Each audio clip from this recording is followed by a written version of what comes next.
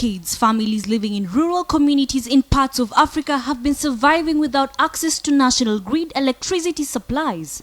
However, brighter days are in store for Southern Sudanese as Azuri, a British company specializing in solar power, are trying to change the situation by providing power systems not just in hard-to-reach parts of the continent, but by making them affordable.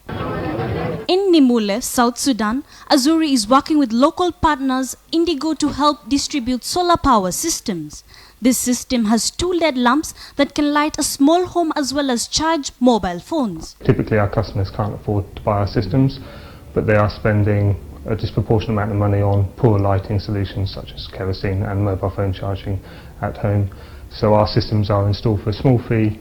They're then paid weekly or fortweekly through a top-up system. If they don't top up, the lights switch off, and then after between 12 and 18 months, the customers can unlock the system and then access the energy for free. For many choosing this solar power system, it's the affordability that could make the difference. The system is paid for over a period of time by the user buying top-up cards from local sellers, similar to those many across the world have used to add credit to mobile phones. Once the credit has been added to the solar power system using a text from a mobile phone message, it will allow the solar energy stored in the battery and charged from the solar panels on the roof of the house to power the lights and mobile phone charging station.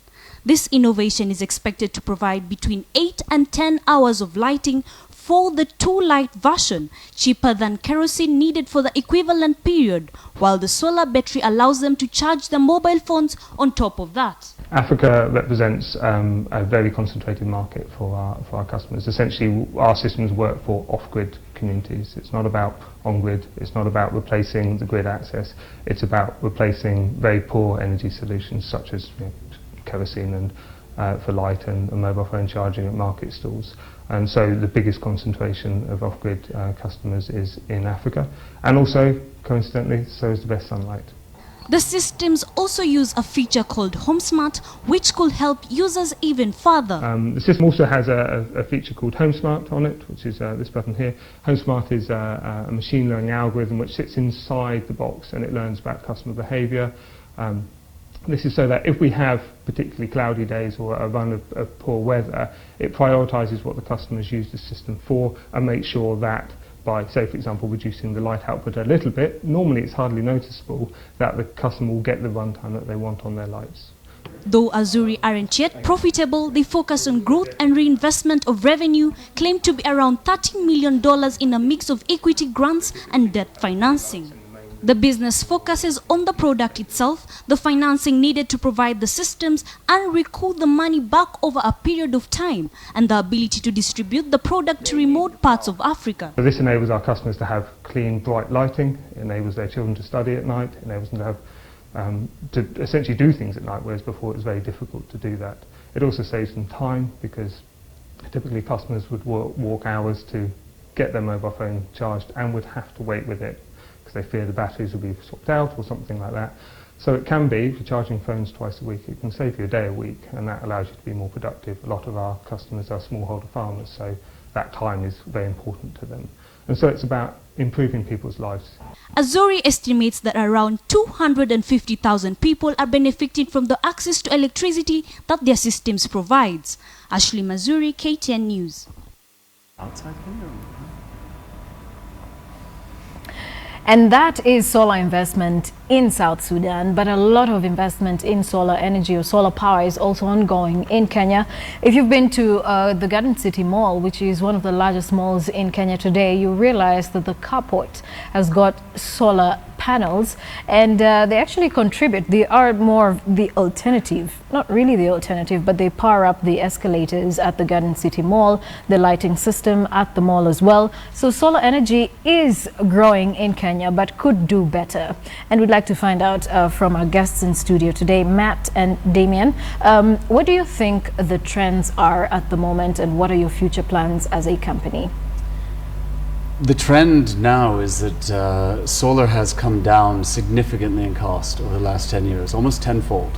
So from when we started the business 10 years ago, it's dropped dramatically. New segments have opened up. Some of those we've discussed today, like just putting solar on the rooftop, like Garden City. That's a new segment for solar here in Kenya. I think we're just seeing the beginning of the revolution. So our plans are to make sure that we're there with an available, affordable product. We do that through setting up our own branch network. We set up 4 in Kenya. We plan to set up 50 over the next 3 years. We've raised the capital to do that. And we want to reach out to Kenyans, both residential and commercial, and offer them the solar solution that suits them best.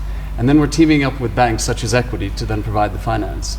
I think if you can bring customers that reliable solution, good quality product, and bring them the finance, then solar is off and running in Kenya. But there's an issue, because I think a lot of investors say that Kenya is a peculiar market. When they're used to one specific thing, then it's difficult to change the mindset and say, listen, there is solar energy. So how do you plan on shifting the mindset? You know, I don't think that's just Kenya. I think that's everywhere in the world, right? Yeah. People get used to doing things one way, and then I think as long as it's giving them a good value proposition, as long as it's adding to their lives, you can make the case. I think for off-grid solar, it's taken off dramatically over the last few years with financing. So, and that's because it really gives them a great value proposition. I think our challenge now, when it comes to things like solar water heating or commercial rooftop PV, is to say, you know what, we can save you significant money on your energy bill. I believe every Kenyan wants to save money on their energy bill. I think if you get that message across, then there's, I don't think the mindset's an issue. All right, and finally, Matt, what does the future look like, briefly? Yeah, so I mean, for the large businesses that we target, money talks. So right now, in about 50% of countries in Africa, solar is competitive with the grid. By 2020, that'll be 85% of countries in Africa, 85% of countries. So, that's the crucial thing, and then bringing that financing in so that people can buy power by the kilowatt hour, how they've always wanted to use power. So these two things, the dramatic decline in the cost of solar, the opening up of financing and investment to give people the ability to buy solar power the way they buy power from the grid. And then I think you're going to see a huge explosion in the use of power by small businesses, by consumers. It's already happening, and by large businesses. All right. Well, thank you, gentlemen, so much for joining us in this edition of Business Today. Matt Tilliard is a managing partner at Cross Boundary, and they are actually the people or the investors behind the solar carport at Garden City. And we also have the Chief Executive Officer, ORB Energy, Damien Miller. Thank you so much for joining us. And they just partnered with Equity Bank as well to provide cheaper, affordable solutions for solar appliances. And you can actually find out more about that in just a short while. Coming up next is News Hour, and we're going to be keeping you up to date with what's making headlines around the country and beyond. My name is Joy Doreen Bira. Do stay with us.